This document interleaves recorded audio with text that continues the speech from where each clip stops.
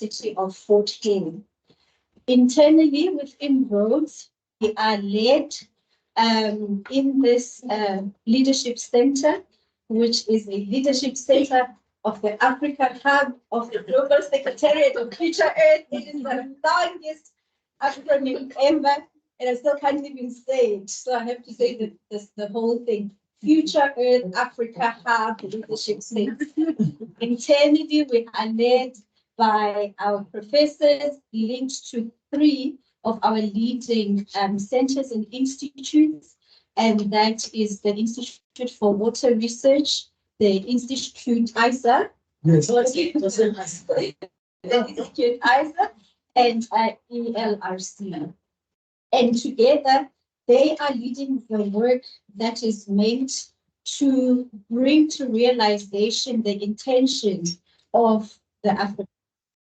What this is really about is putting sustainability science at the center of the global agenda, but not only doing that as researchers and innovators and universities, but taking along all of our university partners. So these are our stakeholders, including but not limited to the NGOs, communities, other people that are interested in the same questions as we do.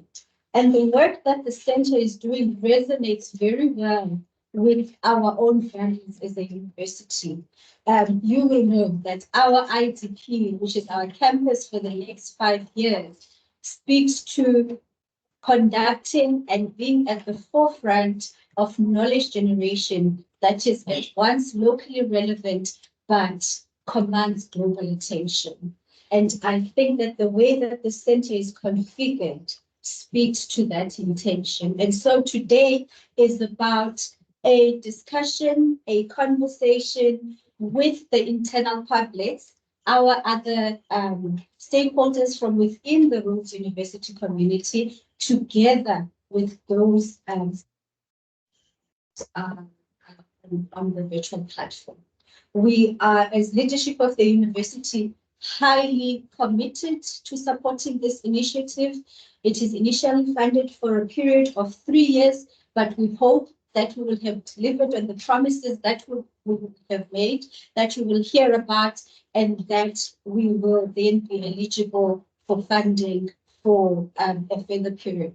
Of course, as we do that, we also need to think about how do we institutionalize the work that is being done by the Leadership Center. And part of having all of you around the table is about that, so that this is not seen, whilst led by IWR, ISA, and ELRC, it has got to be our institutional platform and not just limited to those 3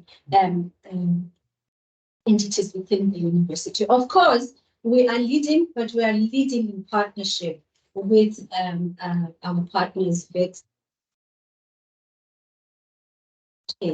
and we are going to move together. And I think if I would summarize what it is that we really want to do, it is amplifying the voices from the continent on all matters related to sustainability. And so I hope that you're going to have a productive afternoon and you are assured of our support, so that even as funding periods come and go, the work will be so deeply embedded both on our campus, in our country, and on the continent, that it is able to survive well into the future. So have a good discussion. Thank you. Thank you.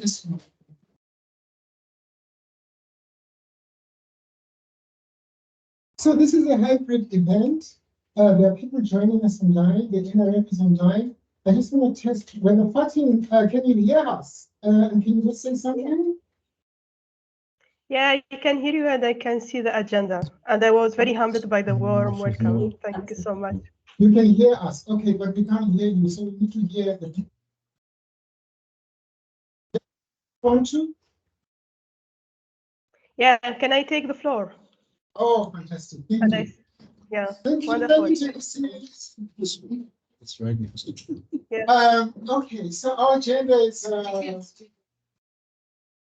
but really, like the DBC said,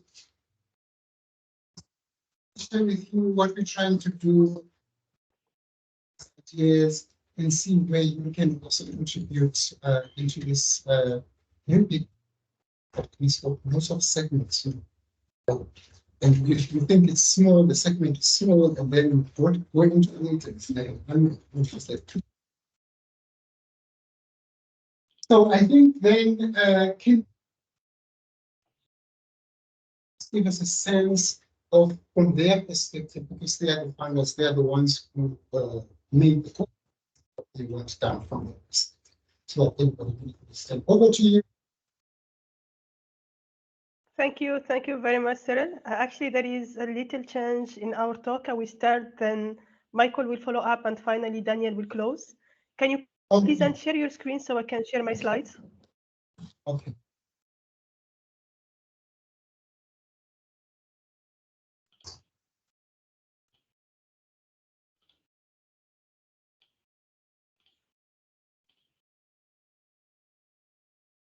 Do you see my screen?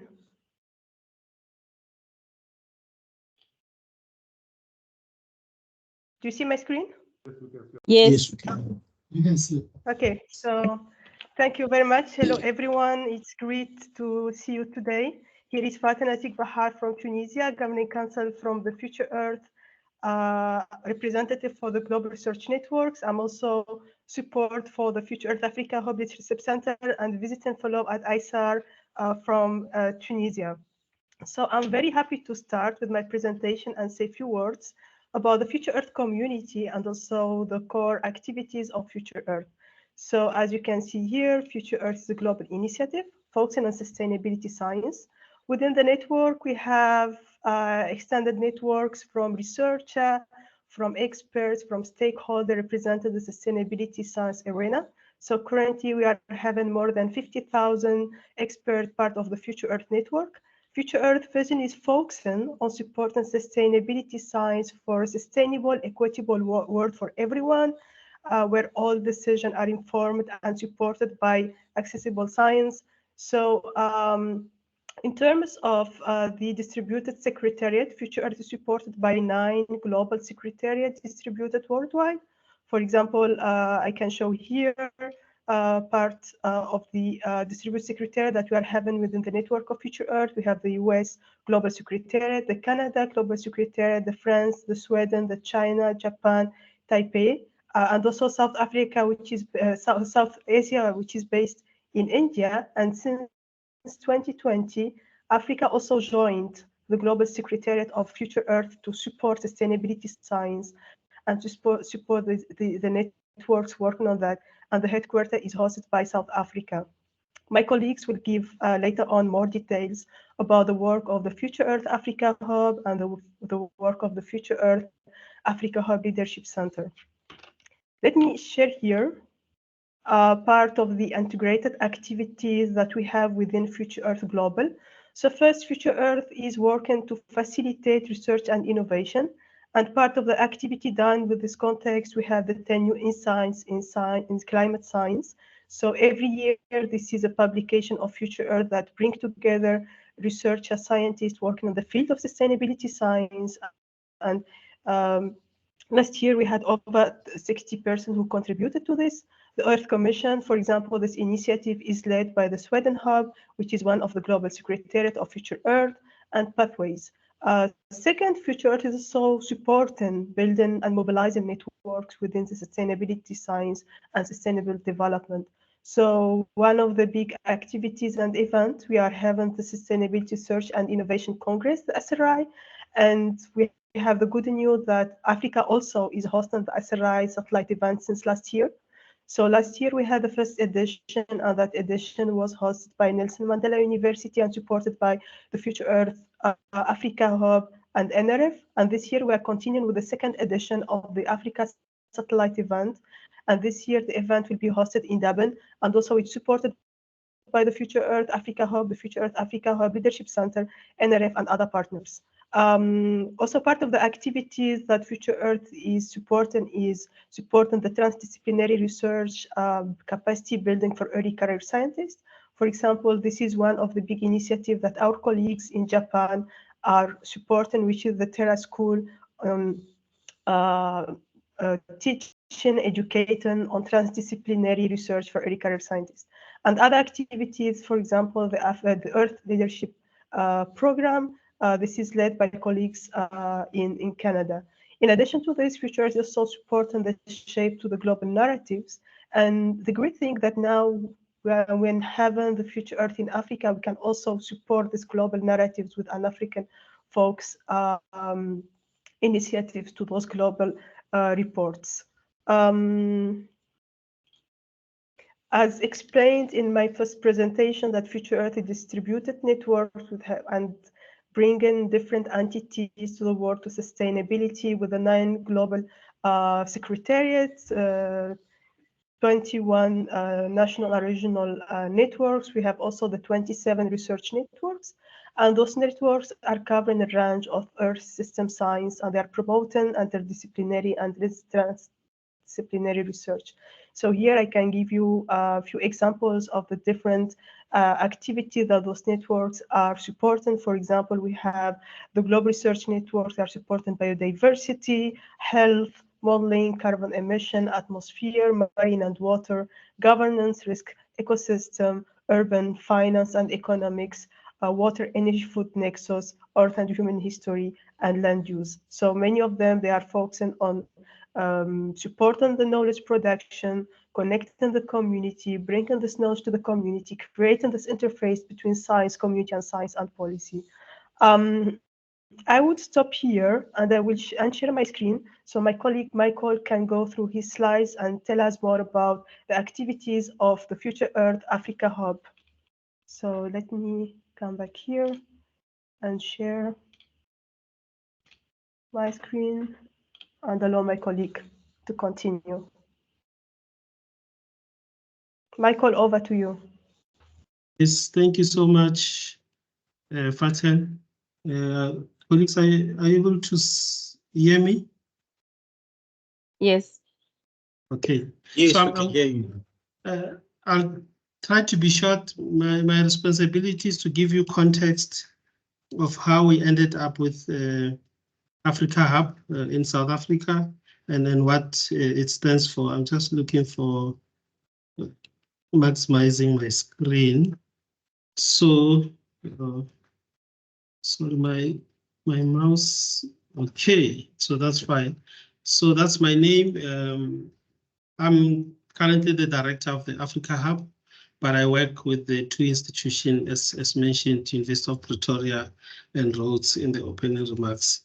My colleague has explained what Future Earth is all about, but what's important to stress is that, you know, it's not just research, it works with innovators in order to arrive at sustainability.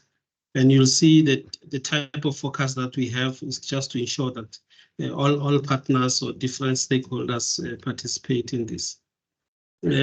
I'll skip this slide. I think my colleague has covered this.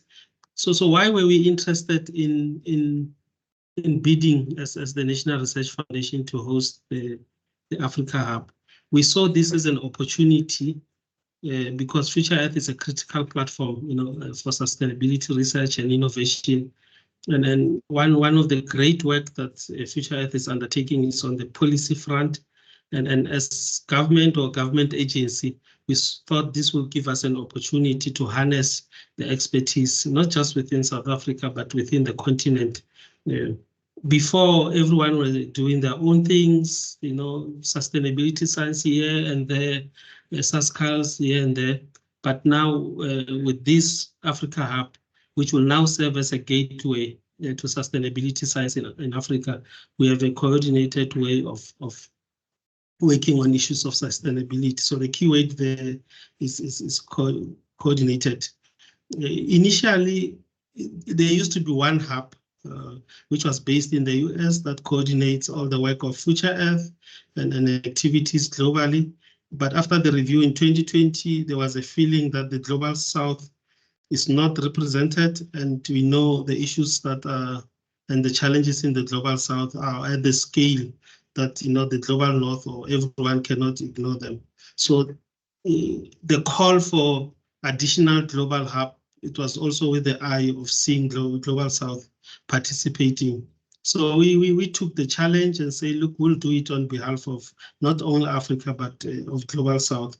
And it's important to note, especially the Leadership Center, that your mandate, although it's within Africa, but you will also need to bring other partners within the Global South, because we are the only hub in the Global South.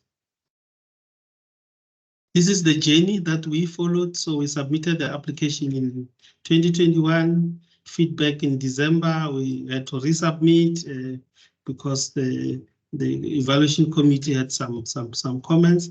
And then one of the biggest comment was, you guys have a very ambitious application. Actually, there's no application that looked like the one that was put, because we were the only ones who put the whole continent, 54 countries, as part of the hub, unlike the other hubs where it's US hub, it's French hub, Japan hub, and so forth. So to that extent, even in India, are trying to copy the model that we put together to say, look, we don't want to just serve India, we want to serve the whole South Asia. And for that, I think we really realize how important the work that we're going to do. The outcomes were in March, and induction process was followed later. This is the mission and the hub. I think I need to talk about this. The vision for the African Hub is of African leadership in global sustainability science. This part, again, I cannot emphasize more, because what we're trying to build is a group of scientists who will compete equally with their global North partners in projects, in leading the project, not just being part of the teams. So that's one of the things that we're looking at. But also to advance research, scholarship in support of transformation to sustainability on the continent. I'm not going to through the objectives of the hub, but let me show you the model that it's in operation, so that you can have a full appreciation of where the Leadership Center is. So here you've got the Global Secretariat Hub hosted by the NRF, but the NRF said, look, we're not a research performing institution, so we're a little bit far from the sustainability activities, except when we're funding them. Why not work with two institutions? So a call was issued, of which Rhodes and University of Pretoria won to host the Leadership Center. Now the Leadership Center will work with the regional nodes. The regional nodes were introduced as a decentralized way of ensuring that the whole continent participate in this, but as well, they don't see it as top-down. They are able to deal with the issues. So regional nodes, if you want to think of them, they coordinate activities compatible with Future Earth agenda in each region. They may be the same, they may not be the same with the other regions, but it's important that they contextualize the work of Future Earth in that region. The Global Secretariat Hub, together with the Leadership Center, plays a convening and a coordinating role at a high level. So the Leadership Center does coordinate activities also between the nodes and other partners. It's a huge responsibility, and I think, thank you so much, Rhodes University, for actually taking the challenge and say, we are going to go with this. Now, if you don't bring in issue of sustainability when you're putting together structures, you're likely to fail before you start. So part of the model is that we'll work with funders. So the funders in each region will be part of these nodes, and then each region will have consortium of multi-sectoral partners who will implement the Future Earth mandate. Same with the Leadership Center level, but also taken down to.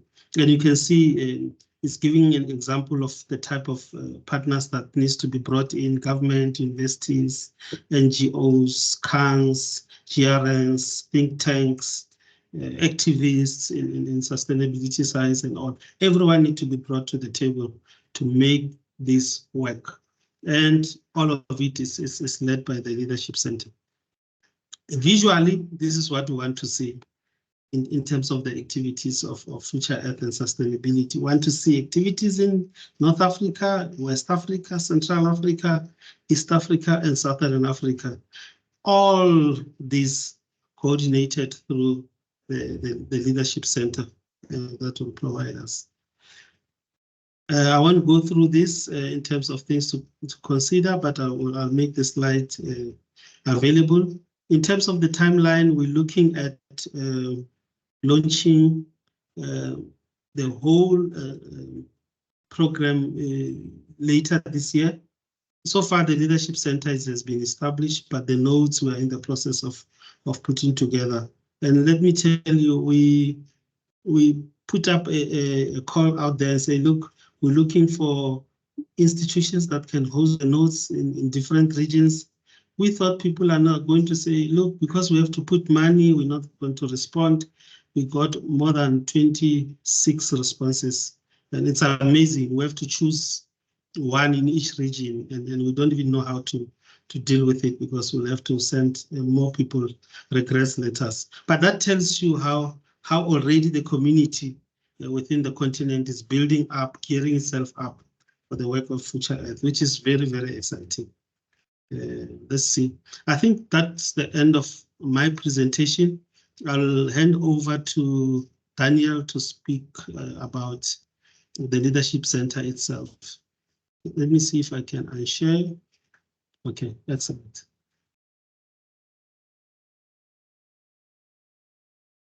Thank you, Michael. I'm trying to share my screen.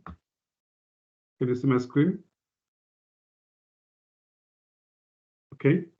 So I think in the looking at the presentation that we've made, we want to also thank you for hosting this event. And also now I'm talking about the Leadership Center, which is helping the NRF to execute the mandate and the vision and the view it has for Africa. And we get our support from the NRF and Future Earth, but the implementing partners, yes, Rhodes was presented in the beginning. And also another part in the implementing partners is the University of Pretoria under the Future Earth. But we are not working alone as a leadership center. We are working with the consortia partners. We have got WITS, we have got Fort Hare, and we've got Universal Limpopo. So each of these have got their different partners, different roles. So this one will give us a view of what the center is. What Michael has been talking about is this one around the blue. We're talking about the NRF and the hub, the governing part. But in the white part, that's where we've got the leadership center of the hub. And the administrative staff is sitting at Rhodes and University of Pretoria. The leadership center is getting its guidance and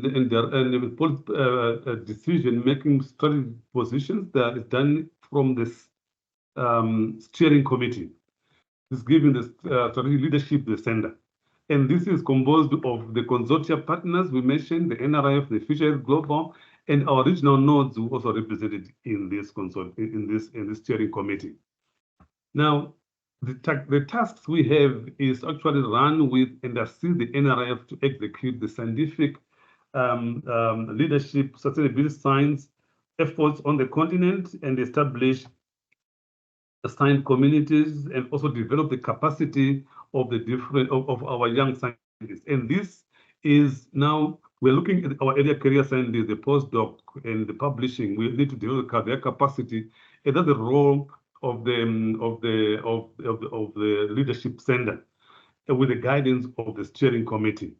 And we also have now we are in the process of developing scoping studies to look into what is it that which is lacking in Africa, what is that we are going to look at in terms of sustainability.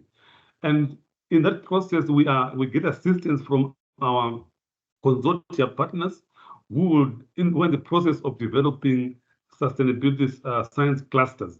And we are looking to establish 6 to 7 clusters, and already there is a process to have this clusters established. But the clusters established are going to be established based also on the looking into the what is on the continent and what is also the future integrated activities that we discussed, and also on the 27 global research networks. So we are working with the other partners on the continent. Our consortia partners are going to create partnerships with other parts or with the other entities on the continent. And remember, the regional nodes also have got their consortia, and they are going to work together with the science clusters.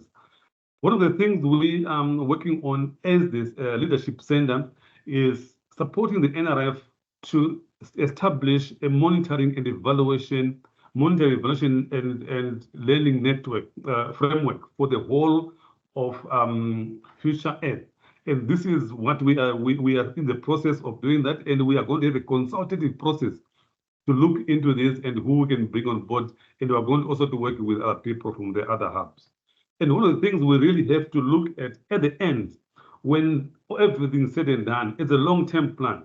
We need to establish, we are working on establishing an African Sustainability Science Association. And this will bring up all these experts from the different consortia, different institutions on the continent, also bring all that experts on the continent together as we look at providing sustainability on the continent, supporting the NRF on its mandate in responding to the future Earth global. I think that's what we have for now. Thank you. Back to you, Chair. Fatin, are you able to share my slides? So, sorry, Cyril, I share your slides. Okay. I'm trying to see if I can unshare my screen. All right, stop sharing.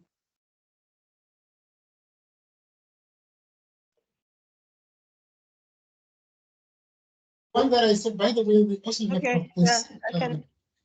I can share your screen. I can share my screen for you. Just okay. Some of the information is in this booklet brochure, but I know it's lots of governance and structures so far, but it's there. See my screen? Martin, I just also want to say that for the people online, we've posted the brochure online so they can download it onto their own computers. Yeah, thank you very much for the information. And maybe also I would like to add to what you said. Please, if you have any question or comment, you can use the chat box and later on we can go through them. Okay. So my discussion is just to then take it from this big continental level and bring what would this mean for the rest. Next slide, please. Say that it rolls. It's the IWR, it's FEAHLC, and then it's us. And so really it's seed funding that we've got. In Tanya did say that one of our mandates is to do fundraising. So we have to fundraise with more activities that will identify what's that which require more money. The history, maybe sometimes historical context helps. Please come close. It's fine. It's fine. Sorry, Chair, we are not hearing anything. You can't hear me? No? Yes, you are slightly. Okay, so that's it. Okay, sorry about that. So it rolls. So I was just about to talk about the history of the center itself, because the NRF is hosting the hub, but we at Rhodes are hosting the center, and we're co-hosting the center with UP. But at Rhodes, it's the FEAHLC, the ICR, and us. But the history is that we got together, we responded, we thought, oh, let's just see, what could happen to an application to this. This sounds very interesting. And that's what we did. And what we proposed at Rhodes was that we wanted the science clusters to build, well, we saw the coordination and all the governance things, but we thought maybe what would make a difference at Rhodes is if we propose to push science, to be a leadership center that is promoting science on the ground at community level. We can set up structures support PhDs, to support community researchers, work with postdocs, that kind of thing. That then, if the science is there, then the rest of the thing, the network is there. So that was the approach that we. So we went a bit back and forth with the NRF, them trying to push us more into the coordination role and us to do science leadership. But I think we were very excited about what we ended. So there, the ELRC, those are the strengths, and you can realize in the three centers of role, so we only have very limited expertise in terms of sustainability science. This is why you're here. These are expertise where IWR, as you know, is water. Professor Haler is here, social learning systems, and us, what we propose that will contribute is research around land reform, projects look at land use, land management issues, in terms of, for example, pollution, waste management, agricultural use of land, human settlement. Those are the issues that we've got expertise in. But here in the room, I'm sure people have got expertise on many other areas. Next, please.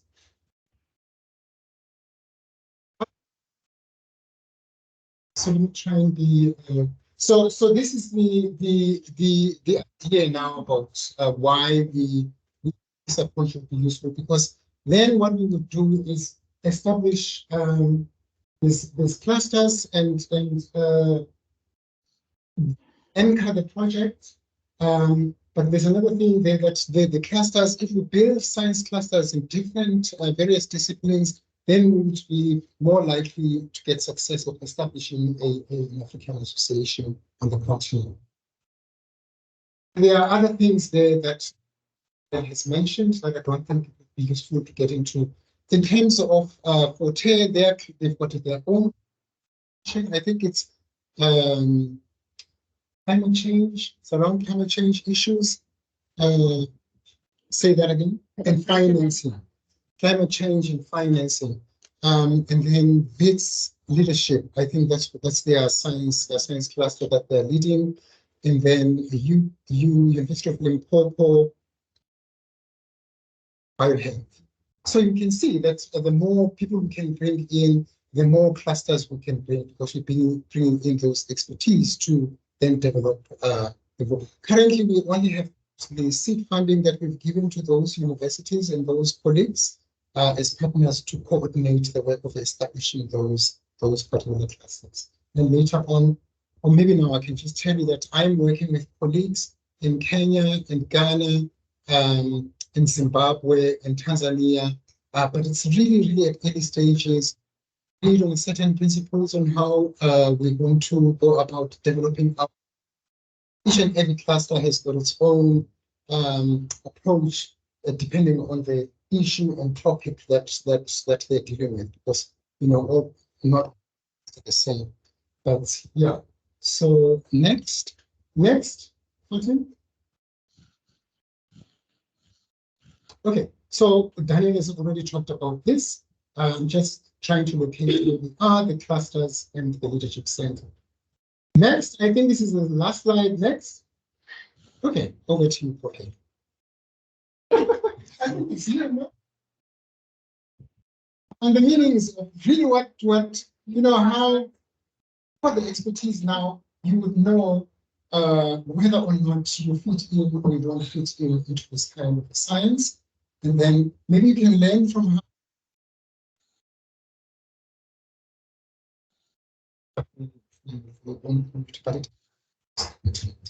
Over to you. Get my slides going. Does Fatin have the slides? You can stop sharing, Fatin. Yeah, I just stop sharing. A big. You have 2 points. One's waiting for. The one slide.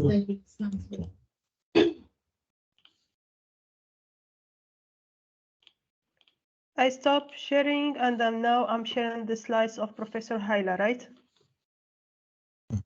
Oh, you're sharing? That's fine. That's right. If you're sharing, that's fine. Can you just expand the size because my eyes are not so good? Okay. I do. All right. You have to stand up and look in the front. What happened to the slides? You're sharing your screen, Fatin? Yes, so Yeah, I've do you just see my been screen? Yes, thank you, Fatin. So I'm just going to ask to move the slides on. I've just been asked to say something quickly about sustainability science in Africa. You can just move on, Fatin. Slide. Yeah. Slide. Yeah. Yeah, just it takes some time to move. For me, it's already on this next slide. Okay, fine. I think probably most people in the room are knowledgeable about what sustainability science is, but I thought just put that there because I think the reason we're trying to do this work in Africa is that because many of our economies are very dependent on natural resources, such as climate change, land and water degradation, water biodiversity, and ongoing extractivism. And then these issues contribute to other kinds of, such as forced migration, intra and intercommunal conflicts, ecological regime shifts, affects the well-being of both current and future generations.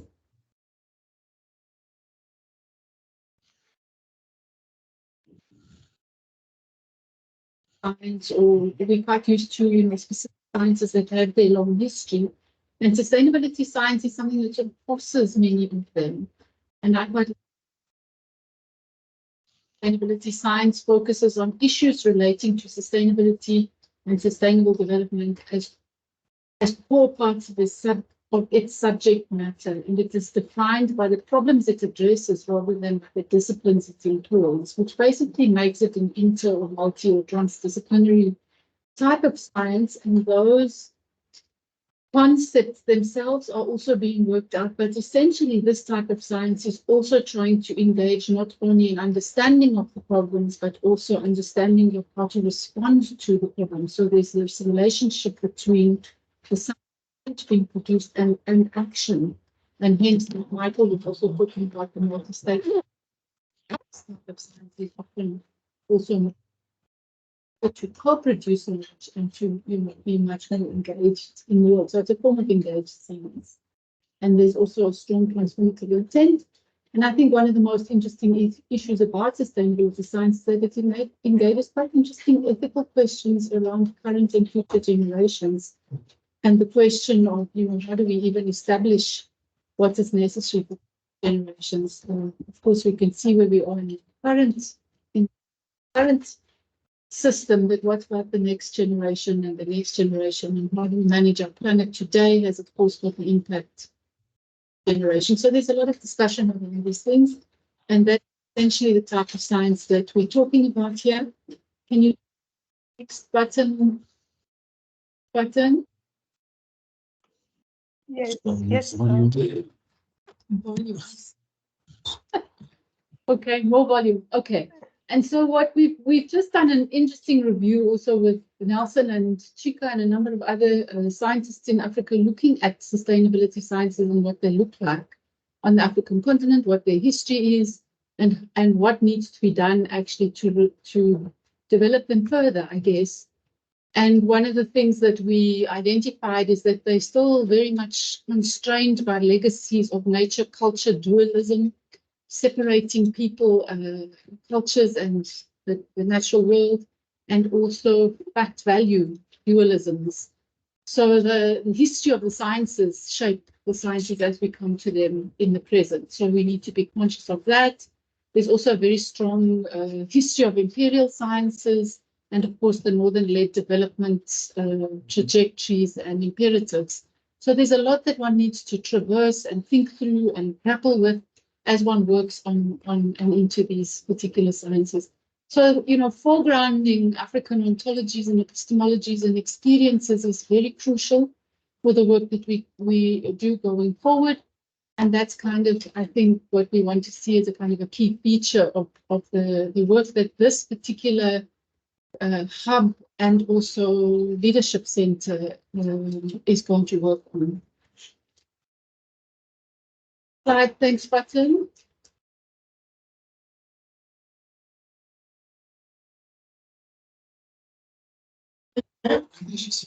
Patrick? Next slide.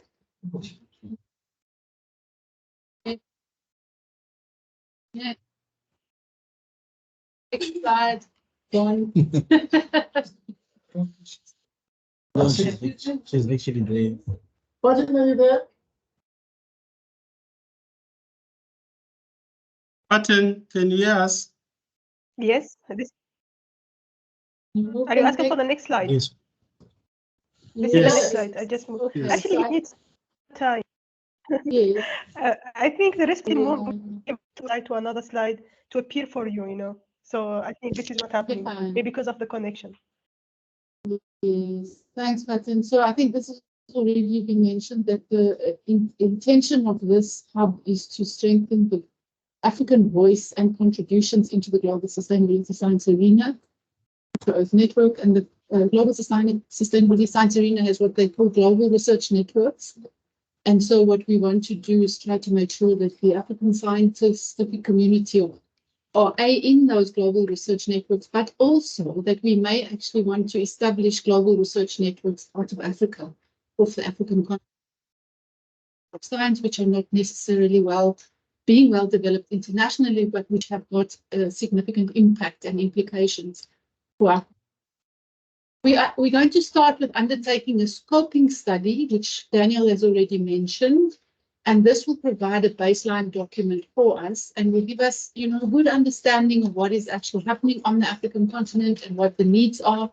And this will also help to inform this center going forward. As Michael indicated, this is the first 3 years.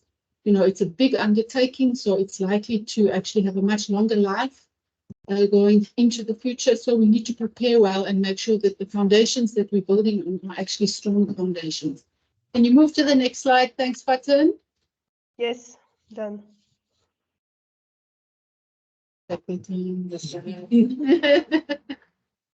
Okay. So there is also quite a lot of work that's been going on internationally to review the sustainability sciences. And even though they are sometimes seen to be some of the more progressive sciences, there's still a sense that they are, I guess, not really responding, what shall we say, well enough or rapidly enough to the nature of the issues that are facing humanity. So there's a kind of a need to really look at what the scientists are doing or not doing and so on. So there's a process going on like that internationally, and there's definitely calls for more bold scientific space around these kinds of challenges, less reliance on the narrow forms of science. Scientific architecture has structured itself. There is definitely a call for some shifts there. So that, of course, is, I think, it's nice to talk about, very difficult to do, as we know, being in, conservative institutions with their long 120 plus year histories and so on, so these are the challenges that we face as scientists and as people working in the world. So we can just move on, but I think that second point is important because there's definitely a sense of trying to move away from competition and fragmented forms of science towards building collaborative science communities, and hence the concept of the science cluster. And we see this movement also, in places like Arua and the other networks that are trying to develop science, same kind of phenomenon emerging. Next slide, thank you, Fatin. Yes. Okay, and so what we've done to start with in the scoping study, we've started to look at what are people saying are some of the major global environmental change challenges that are influencing or shaping or of concern, shall we say, in African societies, and those are some of them. You can see them there. Water quality and security, access to land degradation, biodiversity loss, urban planning and infrastructure development, and many other things, just social transformation, We also have a challenge around work for young African. We need to think about economies and what work actually means and are there possibilities for creating new kinds of work, all of those. So this is all coming through in the scoping study. And of course, we also get more refined understanding of that as we continue with the scoping study. Next slide, I think, is the last one. I hope. Yes, okay, so the scoping study has also started to look at some of the issues that are being identified around sustainability science leadership, and we're busy capturing those. And of course, they're not always the same thing when it comes to as the science itself, but it's actually the scientific practice. So this idea of reactive sciences, low levels of teaching and learning for change, lack of political will, many other kinds of challenges. So we won't go through all of them, but we are trying to capture those. I think there's one more slide. I'm sorry, I didn't follow your instructions very well, did I? There's one more now. Was that the last one? The last one. Yes. Is that the last one? I don't know if that's the last one. I can't remember. Oh, that's No, this is the last. That's the last one. Okay. Yeah. So just to say that the scoping study, we've got a set of questions around all of those different aspects of how to advance sustainability sciences and sustainability science leadership. What are the recommendations for cluster building, institutional roles and contributions from various types of institutions, and then also the funding landscape and how to engage that. Thank you. Thank you. You want us to share your... Yes. So we started off with the presentations online because they are the ones that are most, danger zone type. So now we know that presentations are there. Do you have a presentation? Did you want us to? Do you have it here? You can run it from here. She can also submit. She has it. Can you run the next presentation, Fatima? Yeah, I can do it, but I have a little problem because for me, moving from one slide to another takes some time, and for you, it's a bit slow. So maybe if you have the possibility to do it from the laptop, it will be much better. Okay, we're going to do it. While we're sitting up, can I Yes, ask a question? Which is, there's so much information on these slides, and everyone's whizzing through them at the rate of speed. Are they really available for us to digest? Mine, yes, and Michael, I think, said yes, definitely. We all can help us. So, yeah, yes. We really have, and how can we join up with something like this? And we submitting a concept note for us, looking at land, how we've organized ourselves, and how we sort of plan to execute the research, but we can share all of those documents once more.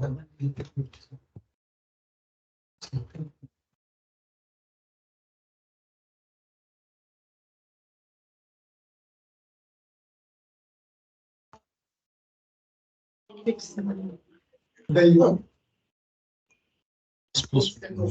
Actually, so I was speaking on how we intend to support and conduct sustainability science in Africa. So the first buzzword here is sustainability science clusters, and we intend to leverage sustainability science clusters to promote disciplinary excellence, multi-inter and transdisciplinary knowledge for production, and identified priority sustainability thematic fields, just like Professor has said, that are relevant to Africa's sustainability challenges. These clusters will serve as science and intellectual base, and it will also serve for scientific exchange networks for the future of Africa. It will bring together membership from academia, practice, and policy communities to develop and advance an African-centered people-oriented sustainability science policy practice scholarship and engagement. Next.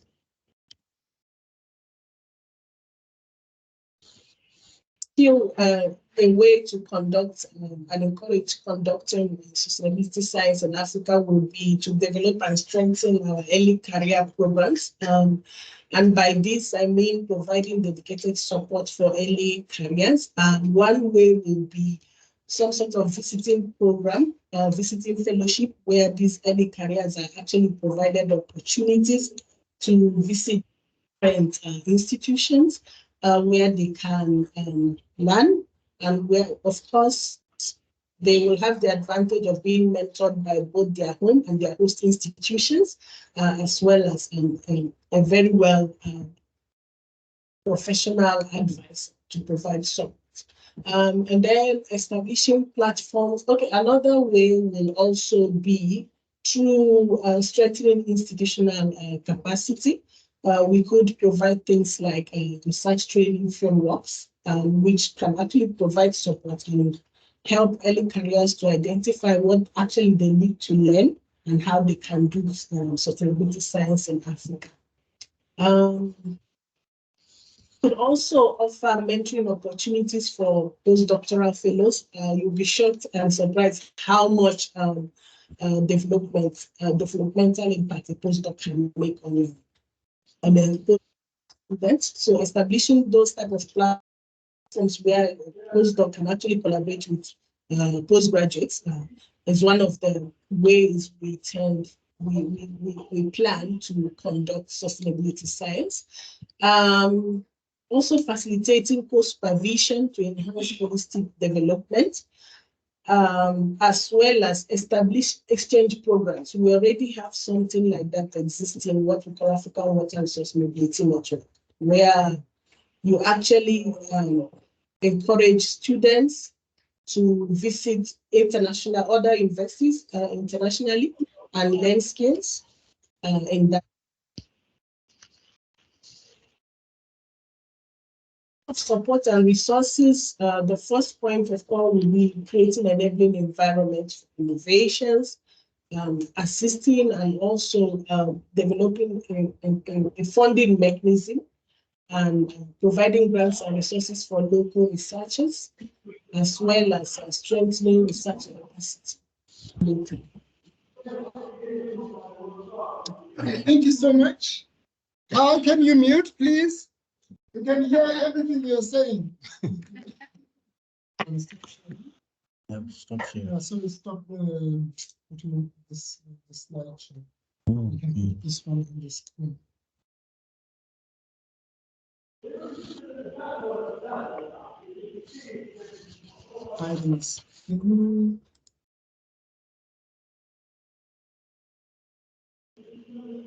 I thought it would be nice for us to give you examples of how the three of us, at least here,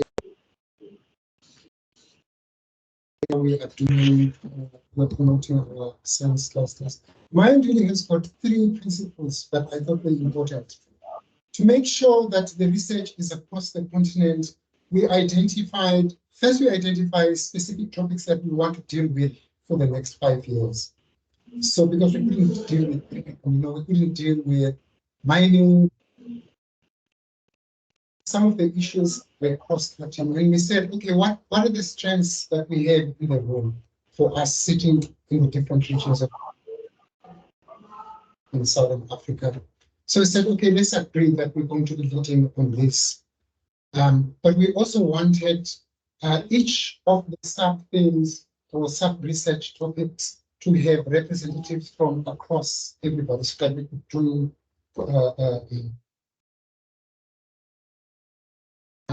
in the same learn from each other, but they are led by different regions. So I'm leading a particular subtopic in my science cluster. There's a professor that's training in the University of Nairobi who's leading a particular topic. The NRF gave us seed funding of about 350,000 rands, which is not that much. Is it per year or is it a year? So we decided that we're just going to share the money equally. And also the responsibilities of raising funds are also shared equally. So I remember we had the concept of promoting that taking for their contribution and benefit from not really diluted into the actual plans, which really they are about land use and land management and the investments that we're making into those activities. Investments, whether of time, labor, or in the system.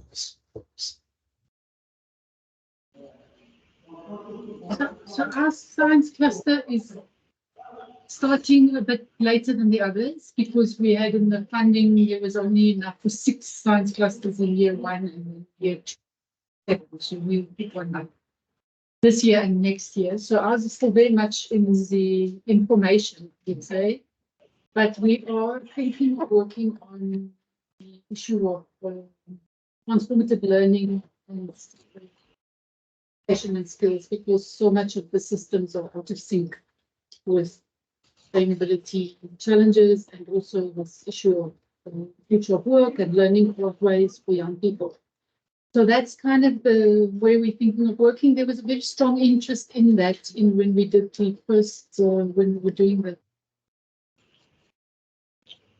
Africa had very strong interest in education and skills and trying to do something better with it on the continent. So we're thinking that we will work in that direction. We have networks across the continent, so we haven't really worked out exactly how to structure the cluster yet.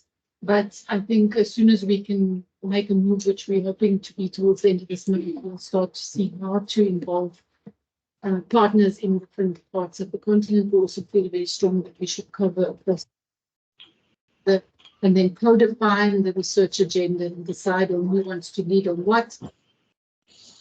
Establish those same principles of shared practice, shared directionality, and trying to deal with IPM to everybody. So I think with that at the moment, so it's quite new, but it's coming. Is there guidelines on how you can guidelines? So your situation will be different, but we will share the guideline with you. I like maybe you want to join to other clusters, parallel clusters.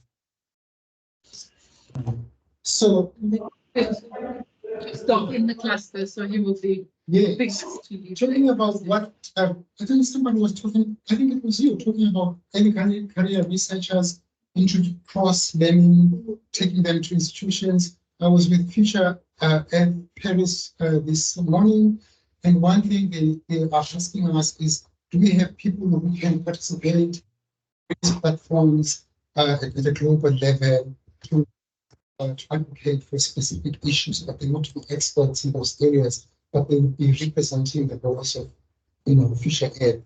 This is our representation. They can be coming from the center or from the knowledge or so there are those opportunities as well where you can take your students with, and then we get sort of policy environment. So and then we also supposed to be running the communication for the future. Oh, I thought it was communication. For this internal of the MLE for the whole Future Ed. So Daniel is his thank goodness we're not doing that anymore. But the policy is this the policy that the around policy? We're talking about policy? No, because remember that each hub, so the Africa hub, the Japanese thing to the ours is MLE. It's MLE now. Yeah.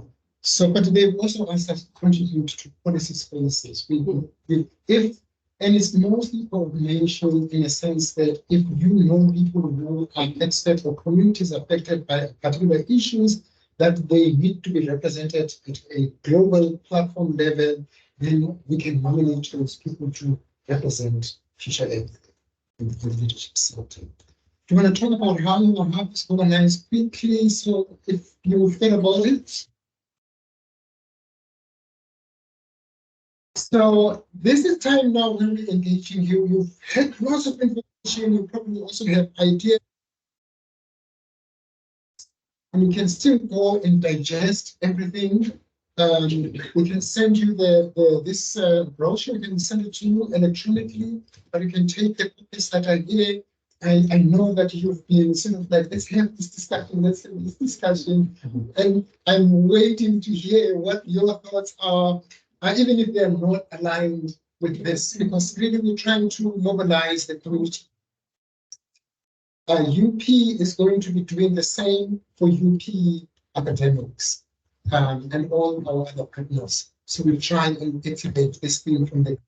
By the way, one of the problems with these international organizations, because they're coming top down, International Science Council is up there, FEAHLC is up there, they've been struggling to get the traction on the ground. And it is us who are working with communities at different levels. We understand, in fact, probably the community. But starting here, getting ideas and you guys initiating the projects themselves is probably the best thing that they have done. So the floor, should we start with Fatin? Should we start with the online?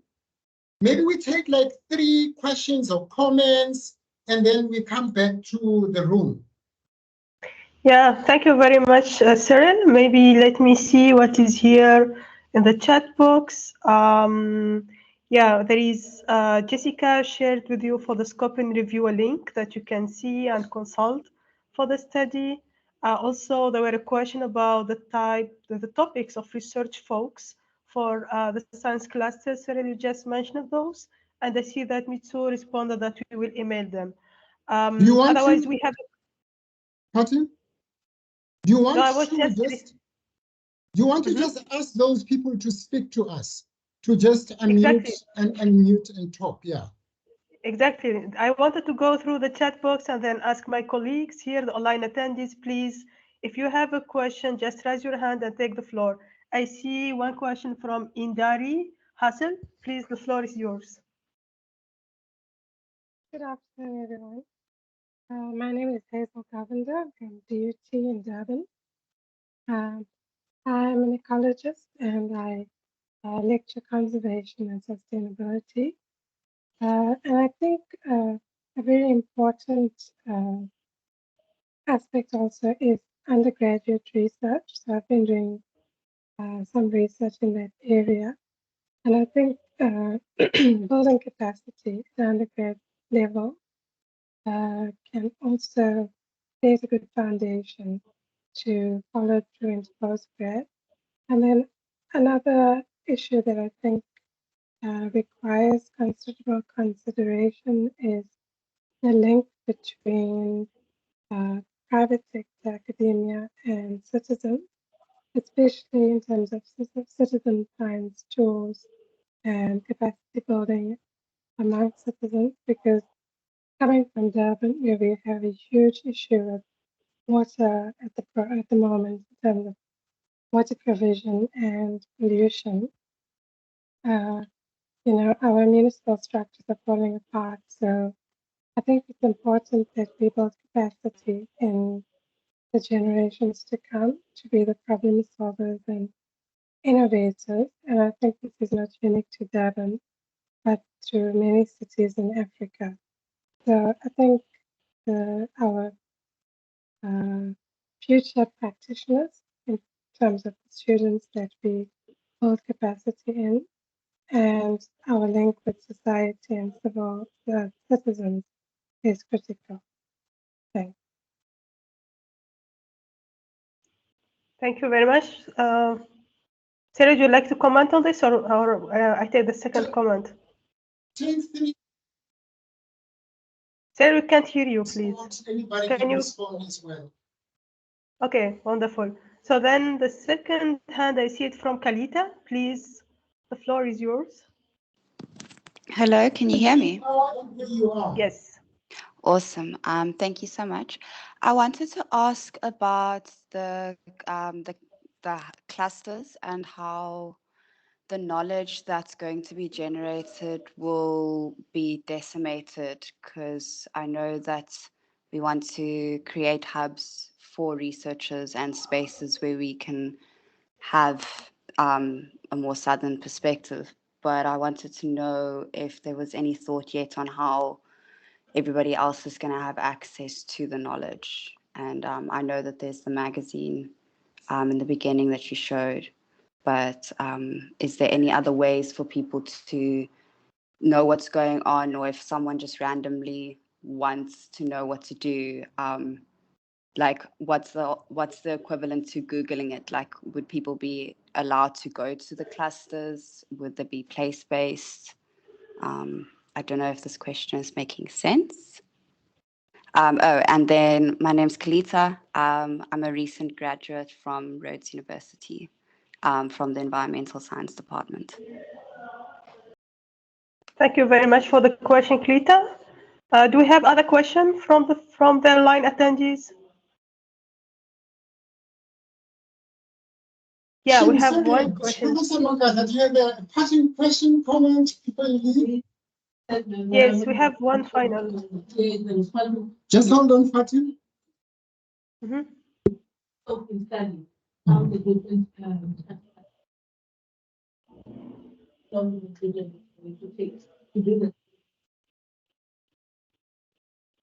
So I'll respond to you on WhatsApp.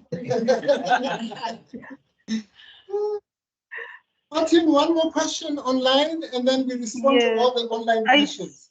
Yeah, exactly. I saw a hand, but then this hand disappeared. Do we have another? Yeah, please go ahead.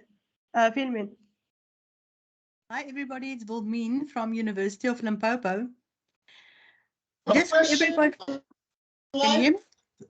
There is a question. We hear you. I think there's a problem with Fatim.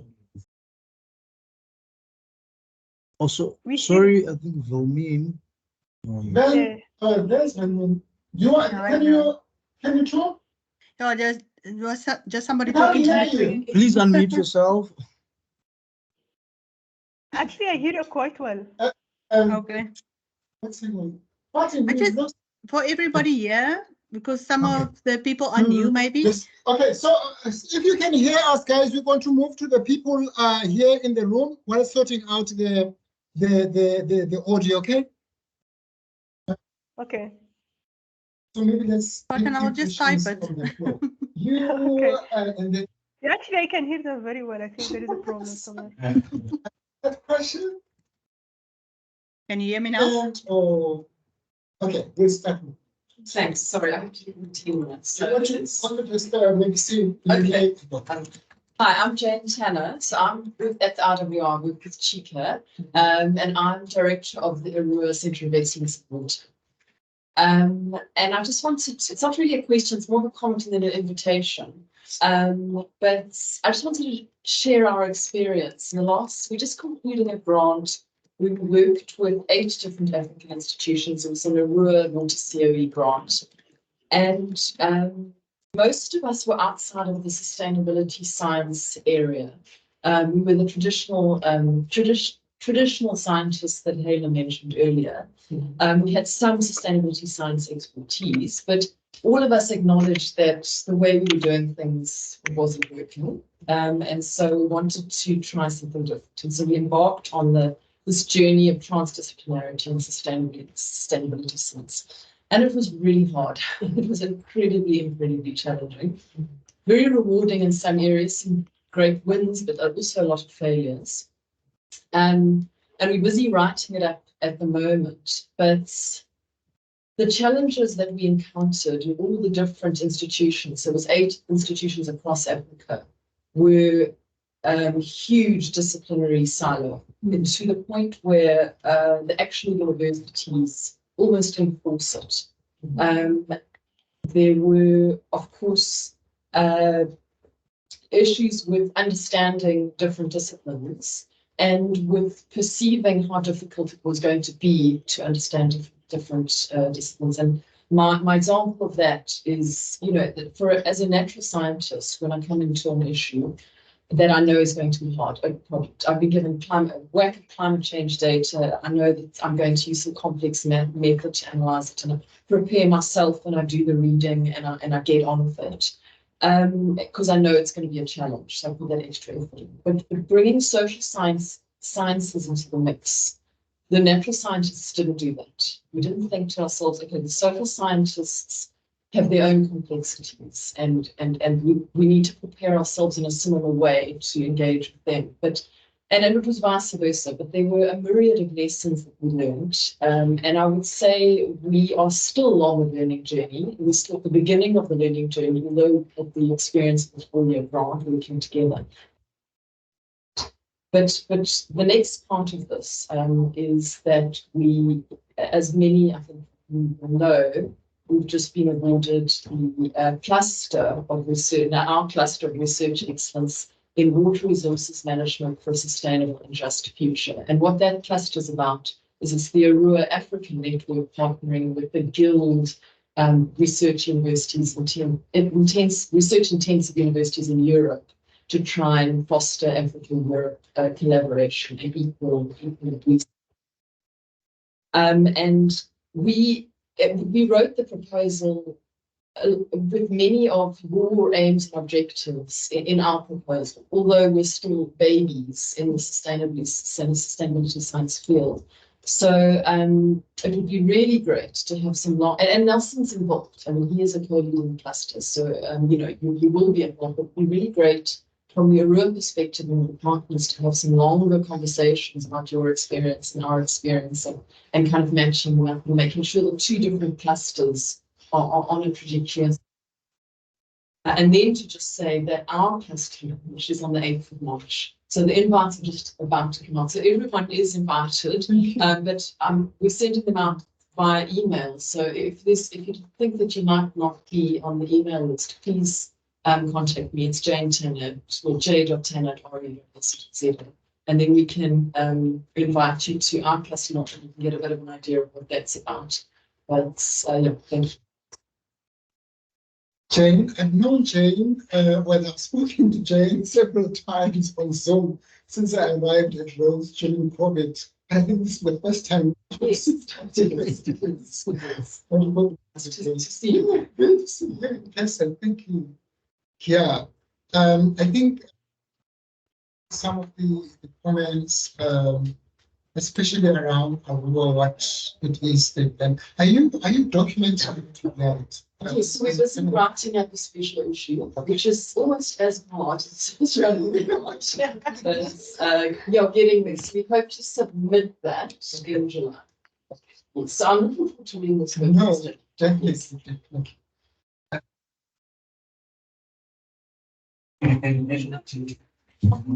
Yes.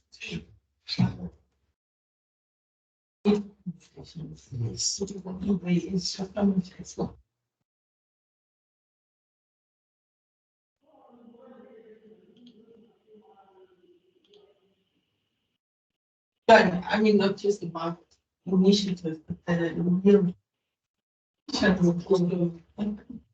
Is that reality on the ground? Yes. Yeah.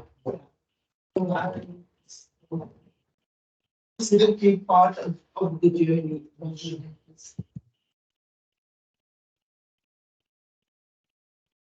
Are so big that we are identifying and ever have enough time for the conversations, and yet that's way so much. Yes, Prof. Do you think that with the Arua and that we should actually have more like a forum-based engagement? If we do collaborate, we can really collaborate. Channels, but it would be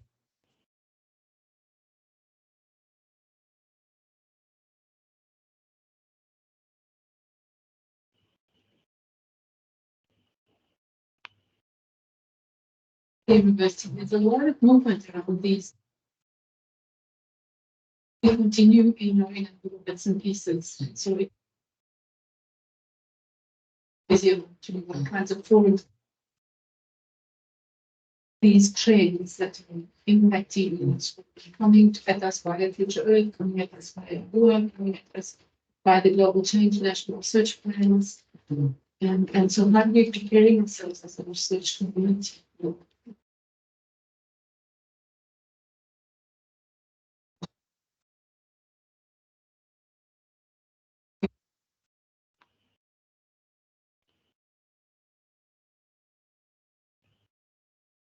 And the silos is not only happening in the universities within the disciplines, but also to the international level. It's like various ideas, ideologies, pushing different with, most of the contracts we have on the continent. It's the incentive is money. People are following the funding, even though they know what the research issues are. If the funding is that we deal with this topic for whatever reason, what are the implications for us as researchers and communities? So yes, thank you. I will back online. Can you is our speaker back? Can you see? Test 1, 2, 40. Yeah, can you hear us? Yeah, I hear you. So maybe just is everything sorted online? Can you hear us? Otherwise, we can ask Filmin to also to come in and ask her questions. Just hold on, Fatin. We're removing you from. Can you talk now? Yes. Do you hear me? Okay, we'll just try a little bit because I think there's a problem. Yeah. Do you have one more question or comment online, and then I think what we will share my email address. I have one more rather question. Our center email address, so that you can somebody's online ask where can we get documents, where can we get information. We're developing a website that we're going to then blow up. We've got already, but we can share that information with you. Even these things like this that we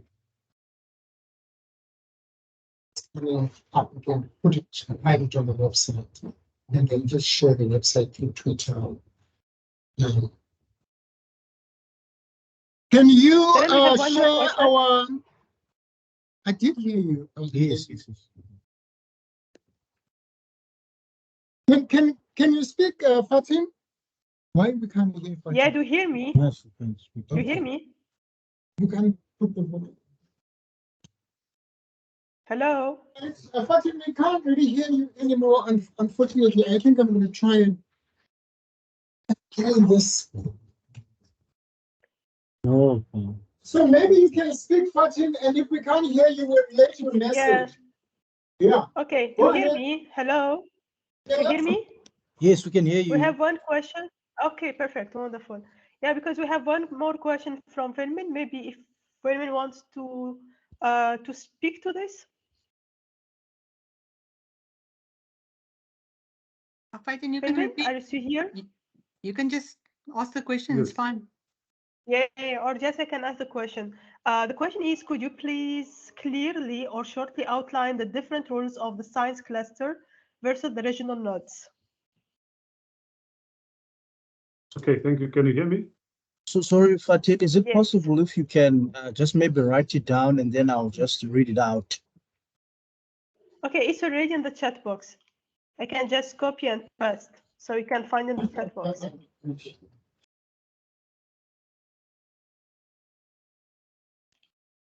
Can you hear me?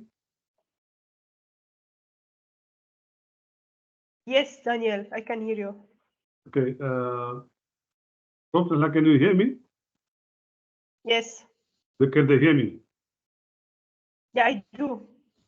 Okay. Maybe Cyril. Cyril, can you hear us?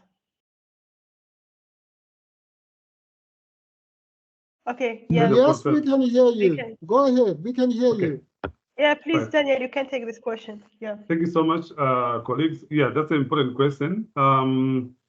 We have both the clusters. These are established on thematical oriented basis. and they're functioning across the region, and they connect the scientists and they strengthen sustainability research capacity. And these are based on institutions.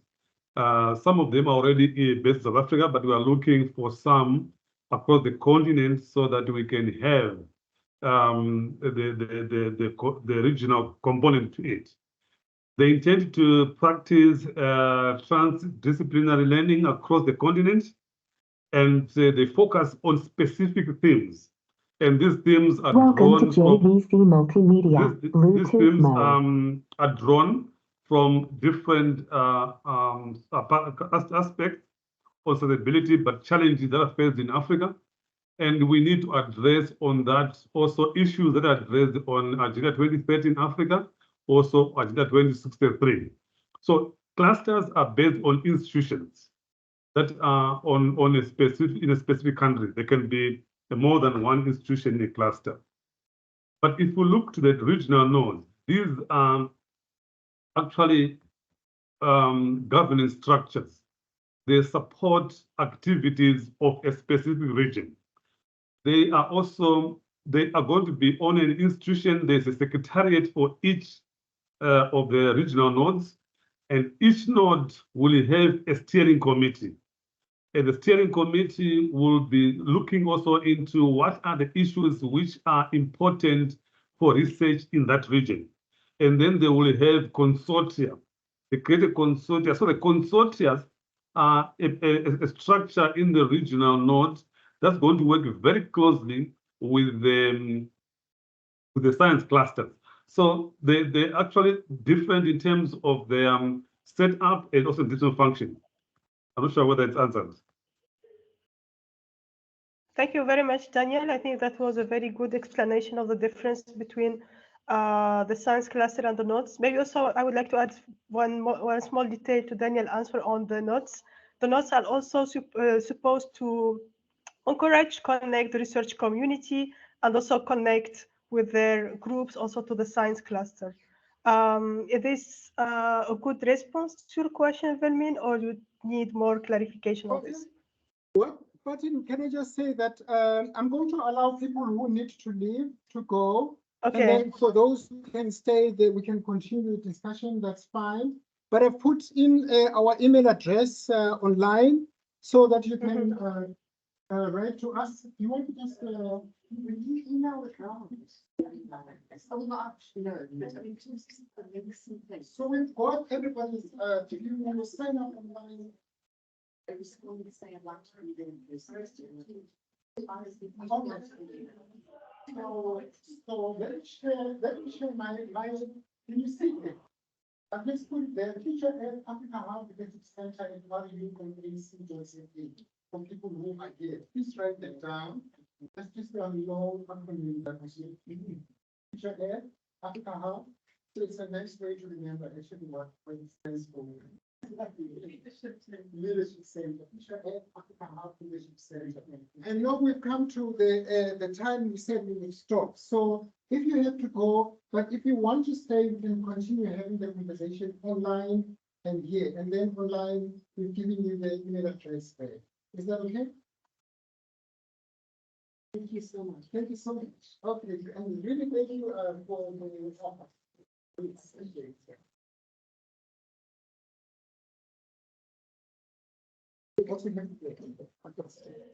Movies. What is Valentine's? Molly's movie. I'll be today.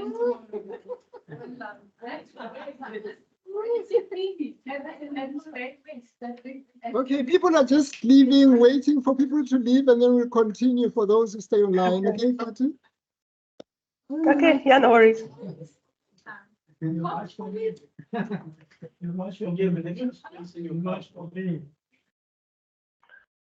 Lawrence is taking me to the movies, guys. Okay, please, yes, go. We have to keep our students. What do you mean? I think that excuse that was yeah, exactly. On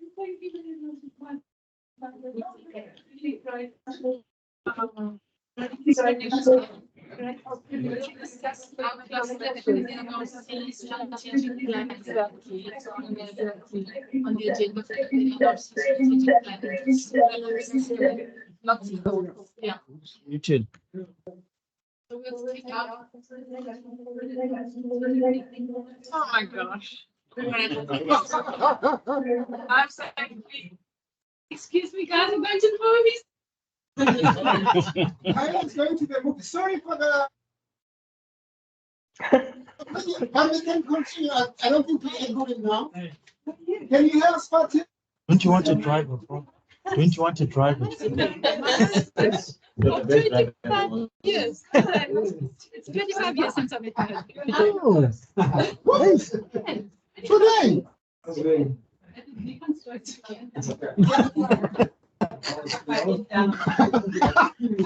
how ironic. It's like time we want to Fatih, can you hear us? Yeah, we can hear you. Do you hear me? Too loud. Oh, it's so good. Too loud. Okay. Yeah, we can. Do you want to then go on online and then we'll listen? So I know Okay, so Velmian wanted to say something. Velmian, are you able to unmute and Daniel, would you like to say something? You can unmute yourself and please jump in here. Yes, thank you. I was going to talk about, there's a question that was asked in terms of how the knowledge is accessed from the different clusters and also from the work we are doing as the Leadership Center.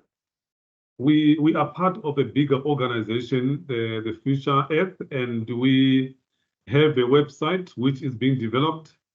There is a link. There's a website link created on the web page created for the center at the Future Earth Global, but we are going to create our own link at University of Rhodes, the Rhodes University, of where we can put all the works we are doing based on this. So we are going to have publications.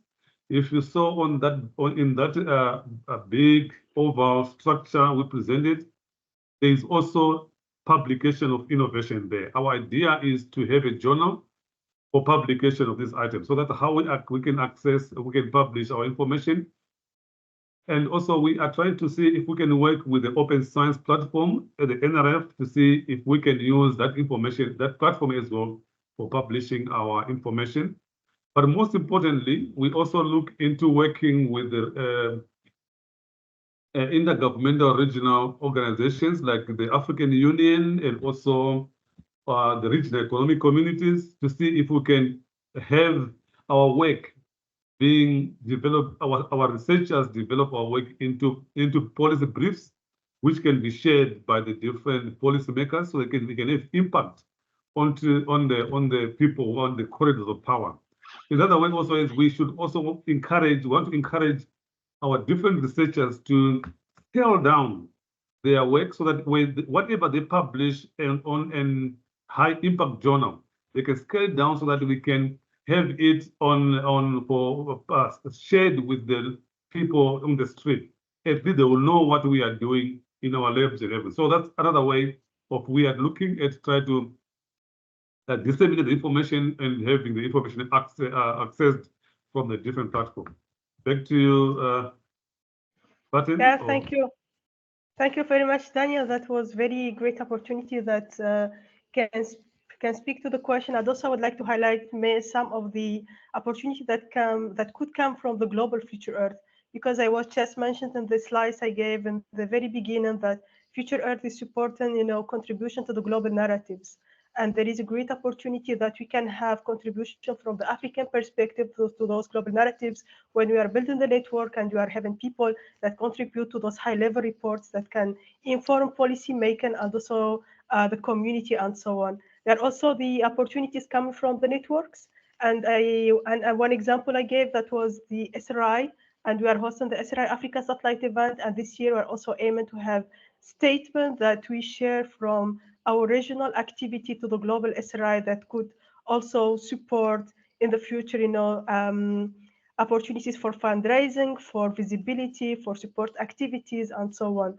And definitely those are different opportunities. There are also some of the support cross research community activities where there is some grants and funding that can come from the Global Future Earth for that. So those are also some of the opportunities that I would like to add to what Daniel explained about this. Cyril, back to you. Hello. Yes. I'm closing. Can you hear us, Fatin? Yeah, we do. You can hear us now. You can hear us? Yeah, we do. Yeah, we do. Awesome. So, but we cannot see you. You can't see me. No, we cannot see you. Can you see me? This image there, so we're in a big group. Okay. Somebody asked, I think, about undergrad. We have not thought about undergraduates, how that's really is now. At post-grad level. I'm running a course on policy analysis, and part of that is to train people to be able to engage.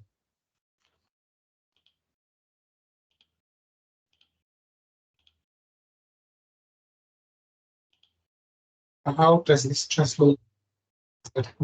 Maybe even at school, schools. So, Cyril?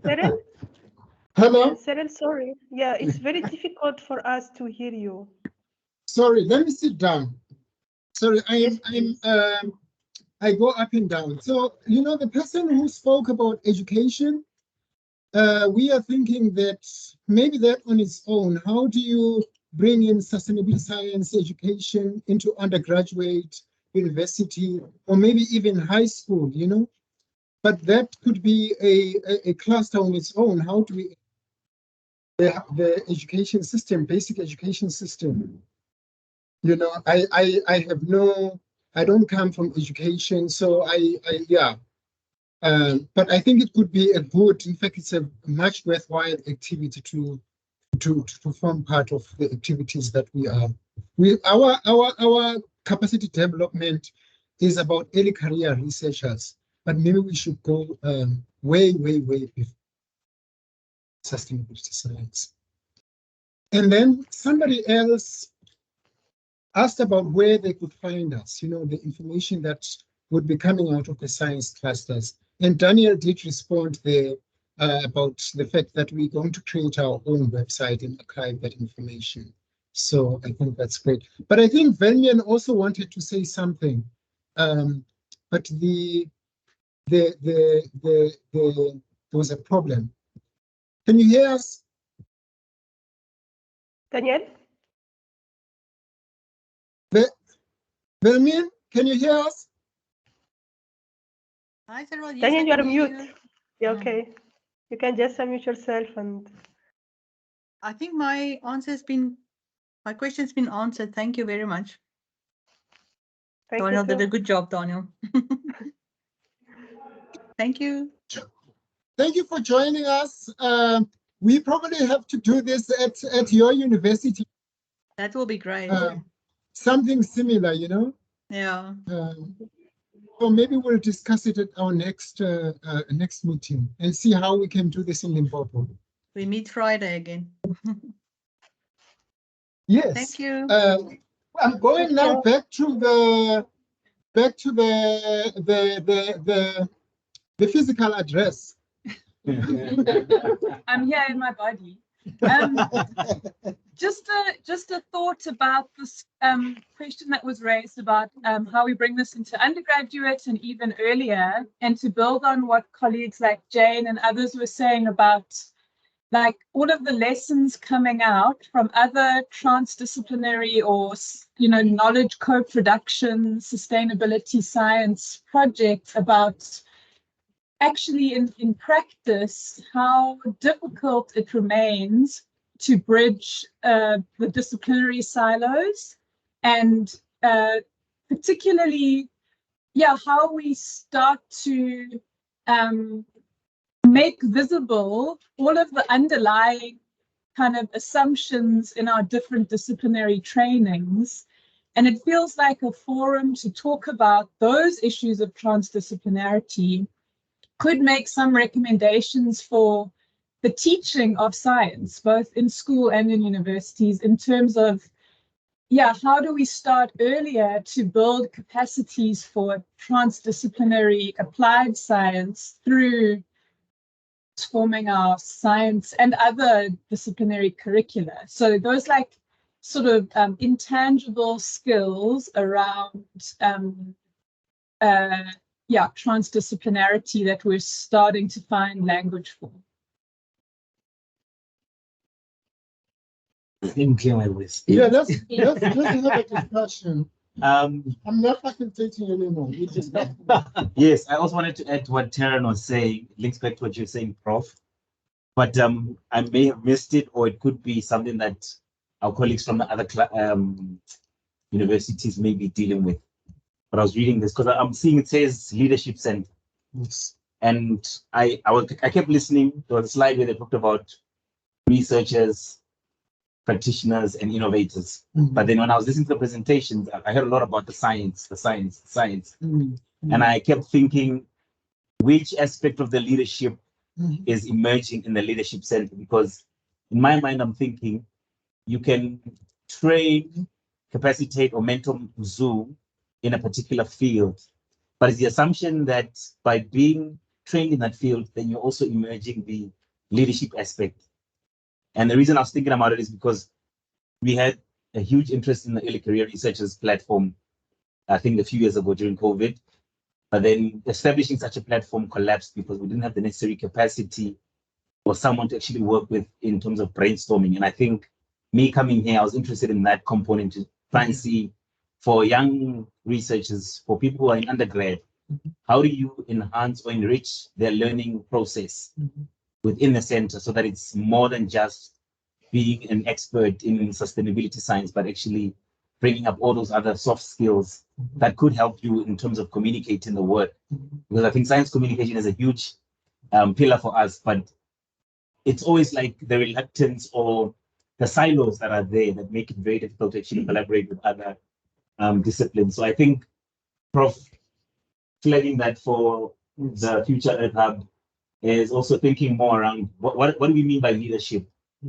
And not just leadership in sustainability science, but leadership as a whole, especially if you're going to be mentoring and developing and capacitating young people.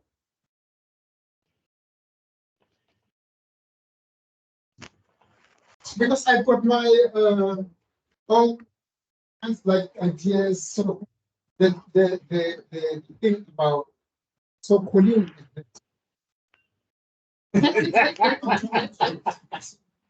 We're always in these spaces, so we always know we must be closer to the So you had the question or comment. Did you hear it from William? Okay, so what do we mean by leadership in our space? What would it mean? So leadership center, and how are we leading? And so I think you are right that, I mean, the clusters is like our pillar to do the leadership, and the cluster is a science research cluster, you know. So we putting the emphasis more on the science ourselves. But the bigger space, which is the NRF, the hub, you know, you had the Michael talking earlier on that they want politicians to be involved because they're working at a governance space level. They're establishing the nodes. The nodes are not really interested in science. They're interested in issues, community issues, you know. There's so Future Earth itself wants to be represented at a policy level, global policy level. But what and would probably come from how we engage with communities, you know.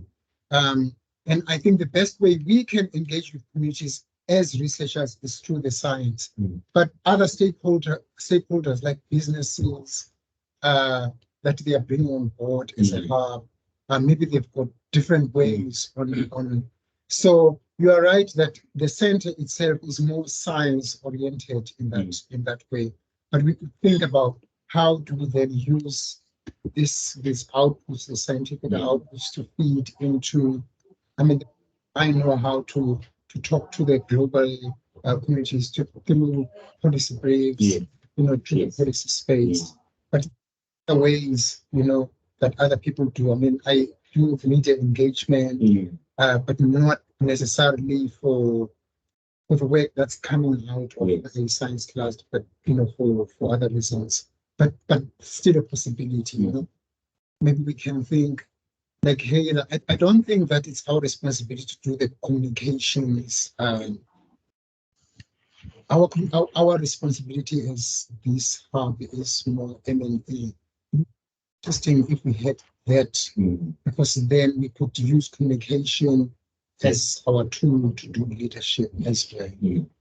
But what you're saying about how the information then coming out of the various science should influence what goes into textbooks at school.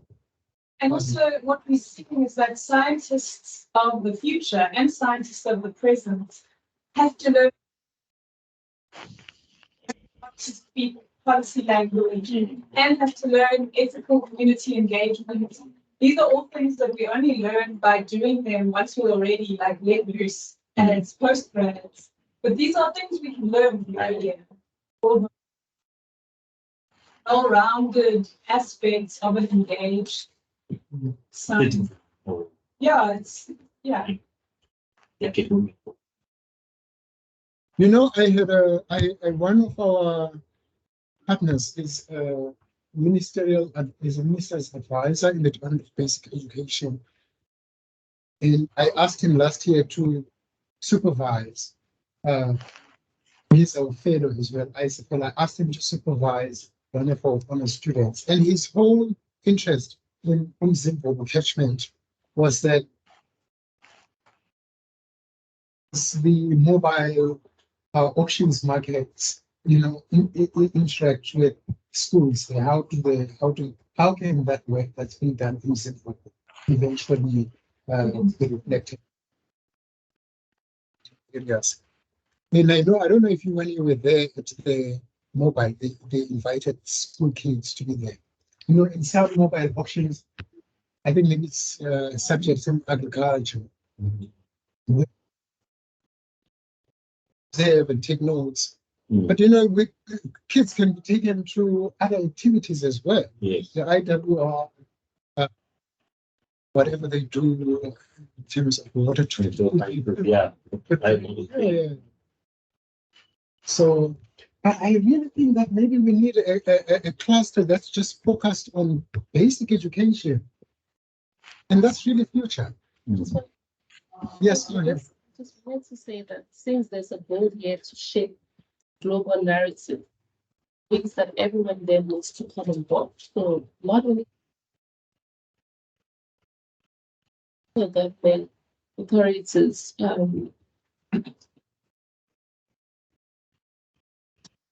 that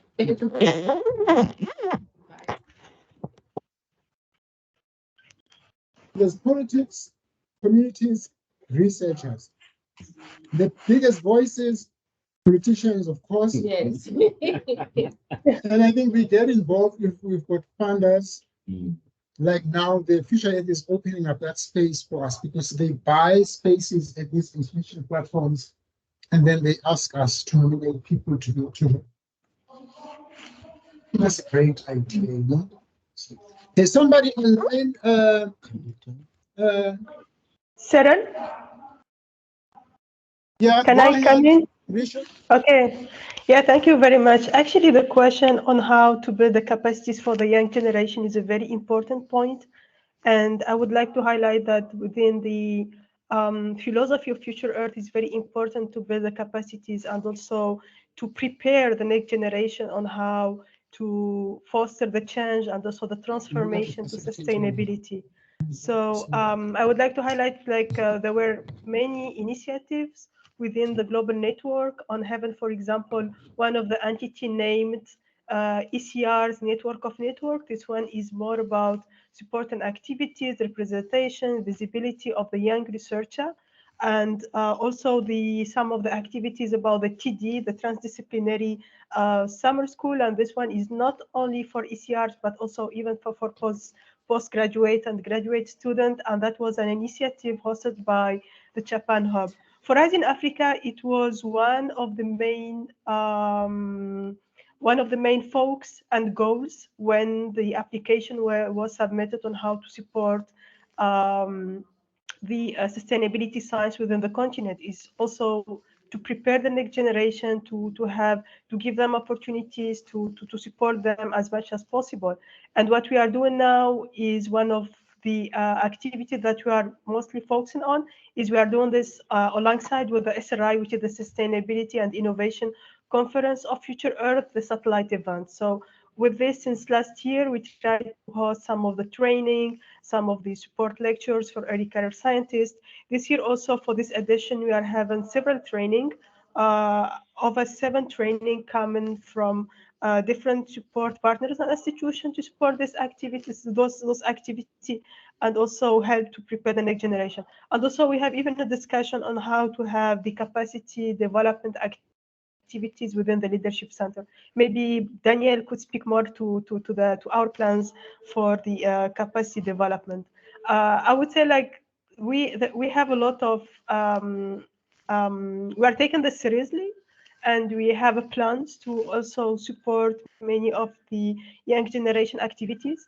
The idea on supporting education system on this is really an amazing idea, and I feel like this is something we need to think about and work together on how to improve, the knowledge sharing and the activities within even the youngest generation that will take over the next decades for sustainability and so on.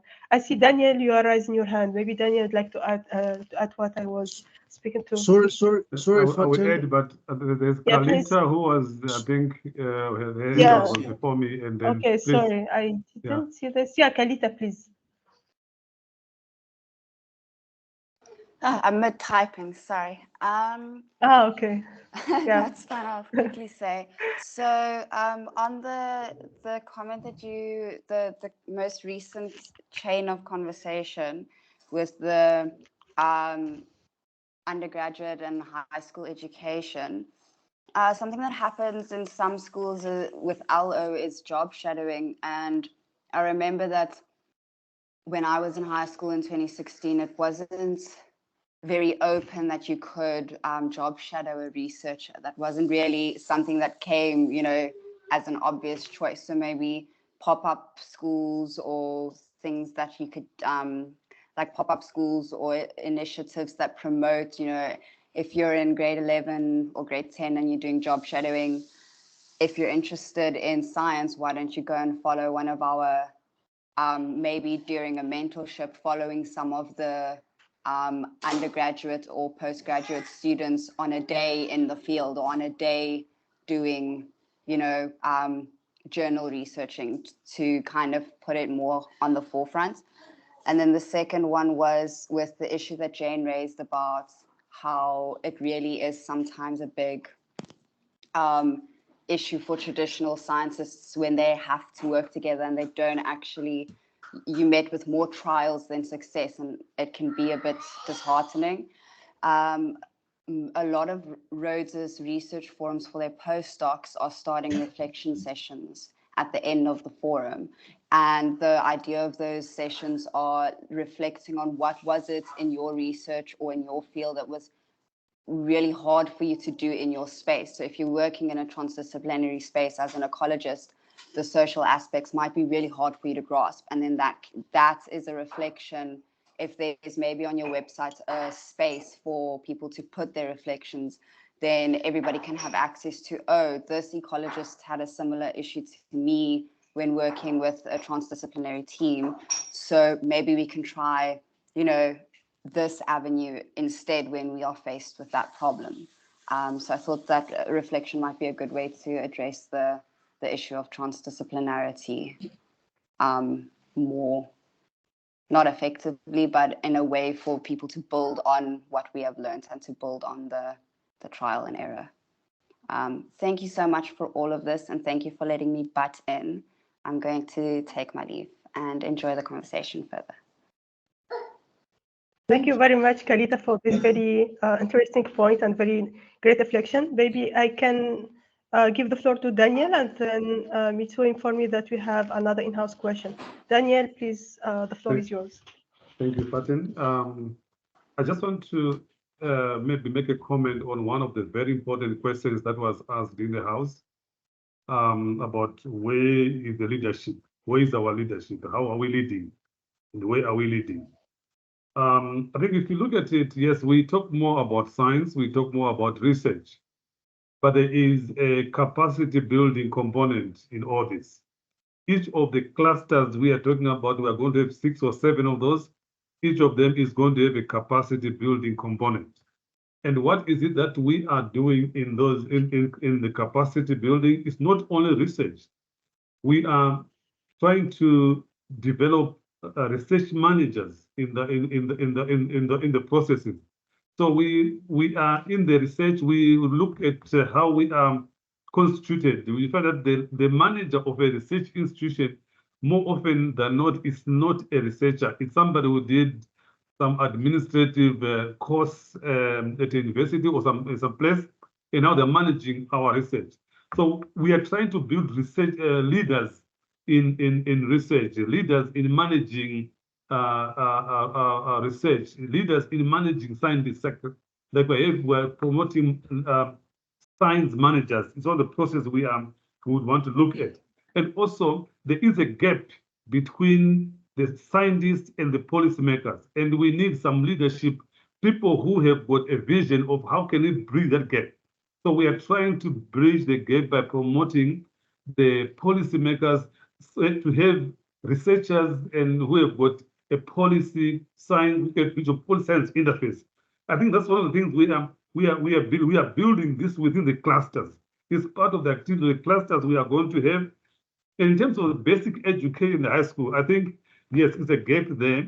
We're not looking into that. We're focusing mainly on the high institutes of learning, but I think it's something we have to look into. And I think when you look into that platform, that sphere, we should focus on educating the educators. Thank you. Thank you very much, Daniel. That was a very good comment on the 2 aspects of the leadership and also on how to build capacities. They said that there is a question in the room. Maybe Cyril, back to you. So then. Yes. Yes, there's someone in the room. Over to you. Thank you, Mzu, and good afternoon, everyone. I wanted to cancel my question after listening to Daniel. But again, Daniel resuscitated a question earlier on when he was talking about the links of future Earth to the African Union. Because I had a question to say that given the objectives of future Earth, which I think are very good for me, and the influence, for instance, of the United Nations system, is future Earth has any link with the United Nations in order to kind of influence processes there in terms of sustainability, etc., etc., etc. Because I think the ideas are extremely good and the thinking is extremely good. That's what we need, And if you also influence those scientists, some might well be coming from a future Earth. And then the second question that I had was along inclusivity. And I was just thinking about it. I think, again, this one was admitted to again when we were asking about high school and all that. I'm even thinking lower than high school, the communities themselves. And in terms of inclusivity, are we leaving those people, the community at the community level, and thus probably making them just the subject of research processes, etc. I might be misunderstanding something, but I was just thinking that sustainability is very important. You literally do not want to leave anyone behind. Thank you. Yeah, thank you very much. Yeah, I can also provide some response to the first question. I would like to mention that Future Earth is partnering with many of the UN agencies, and I can name some of them. For example, UNEP, UNESCO, and WMO. They are great partner in many of the initiatives and activities. So Future Earth is working very close to the UN system, but also they trust us on the way that we are having the possibilities to implement activities and big action for sustainability science worldwide. And also now when we are talking about the African context, also for Africa. So this is my response to the first question. The second question, Daniel, would like to add to this? Thank you, Fatin. Yes, these are good questions, and I think the most important thing is we have links with the United Nations is part of the Future Earth, supporting the Future Earth. But what we have a weak link is between us as African as a hub now with the African Union Commission or African Union, and that's why we need to establish a link so that we can influence our policymakers in the region, and that's one of the targets we have as the center to work with the hub to reach out to that. In terms of inclusivity, yes, this is part of the clusters plan. We need to include everyone. Now, if you look at it, we need scientists, social scientists, humanities, natural scientists in all these clusters that should be represented. So we are including everyone. But now we brought in a very important part component there of the community. Remember, in one of our discussions before this, we said we want to reach out the community. We want the community to know what we are doing as researchers. And for that, we are including the community, and we have to reach out the community through their community leaders. And also, we also have to look into the clusters. We look into how we can reach out, even using the religious leaders as part of the community leaders, to reach out and maybe disseminate information about the science we are doing in our labs. Thank you. Back to you, Fatin. Yeah, thank you very much. I also would like maybe to add to what Daniel just mentioned, that there is a great focus within us as Future Earth in Africa, and also even the Future Earth Global, in supporting the indigenous knowledge and the indigenous community and create this kind of bridge. So I believe that in the work of the clusters, where there is a way to involve all those people and all this knowledge, so there will be possibilities for that, because we need to create this bridge. We need to benefit from all the knowledge around us. And after all, we are having the sustainability agenda that we need to implement from different scale, different level. And I think this is the main focus and the main thing that we need to drive and to support at the end. So yeah, thank you. It was very insightful question. And yeah. More questions in the room or online? Yeah, please. Okay, last comment, and then we're gonna close the meeting. By the way, we're going to record, we take the recording and post it with the rest of the documents that spread the information. But your question around communities themselves, I think, Daniel, we did say that so who was working on science classes? It was Fatin and Nelson in terms of the guidelines that we put together. I think, Fatin, did we say that the composition of science clusters have to include at least one community representative? Was that a discussion? Did we have a discussion like that in Pretoria? I seem to remember something. Yeah, we had Yeah, we had a discussion on inclusivity. And also when we had the report from the cluster discussion, like we need to involve local community in the work of the cluster. For example, if we are going to do some of, for example, of the experiments on the farminal soil, it's very important to have someone from that field who can contribute to the work there. So, and I remember, I think, Cyril, it was in your presentation on in your science cluster. So I already thought about at least bringing that voice, community voice, into the way that I think my cluster should, the cluster that we lead in should function. But there are also various platforms, various, in these structures that Daniel and Michael were presenting.